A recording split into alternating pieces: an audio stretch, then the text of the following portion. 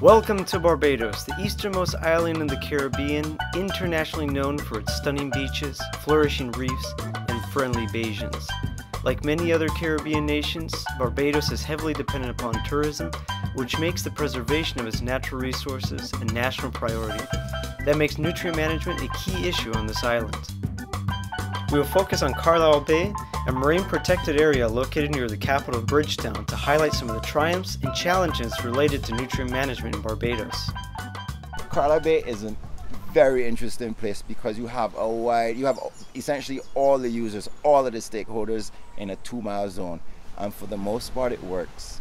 It's a marine protected area, so the Coast Guard, the Fisheries Division, the Coastal Zone Management Unit, all of the dive shops try to focus. Well, we want to protect the whole island, but we use Carlisle Bay as like our indicator beach, our indicator reefs. And as you saw, I mean, we have 5 shipwrecks from World War I and World War II in a very, very small area. But then we also have, on the bad side, about 4 or 5 water courses that come into Carlisle Bay. The largest of which is Constitution River, which terminates in the what we call the Careenage. On weekends, you get a lot of locals come down to the beach. In the mornings, you get the older folk who come down to get the sea bath, to cure the arthritis. It's used by everybody in the community. Yeah. People play beach cricket, beach football. They do water sport activities, snorkeling. Some people just come down and get their ankles wet.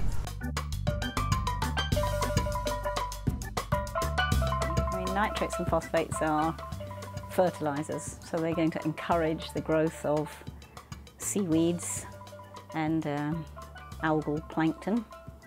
So the first effect is going to be that the water will be cloudy and greenish, and so it'll ruin the aesthetic quality of the coastal water, which is of course extremely important for tourism. But also when you fill the water with algal plankton, then you encourage blooms of zooplankton which eat the algal plankton, and this in combination at night has a very high oxygen demand, and so you're reducing the amount of oxygen in the water for the creatures that live there. Nutrients can enter Carlisle Bay from a number of sources, including stormwater runoff and wastewater. Stormwater takes nutrients off roadways, over-fertilized gardens, lawns, and farms, and carries them towards the sea. Wastewater contains a large amount of nutrients that are often collected from residential, commercial, and industrial sources and is discharged into coastal environments. The government of Barbados has installed 2 wastewater treatment plants which intercept the raw wastewater before it enters the bay. The Bridgetown wastewater treatment plant uses microbes to remove many of the pollutants and some of the nutrients in the wastewater before it enters the ocean. In addition to wastewater treatment, the Coastal Zone Management Area does quarterly water quality testing and gives this information to the Ministry of Environment's Environmental Protection Department. This data is essential in monitoring the health of the bay, as well as assessing the impact that the surrounding community has on the water quality. I mean, Carlisle Bay, since the South Coast Sewage Project has been implemented, and all of the properties that used to release raw sewage into the bay, it's now being taken away from the bay, and we've seen a beautiful recovery in the water quality. The clarity of the water is very often beautifully clear.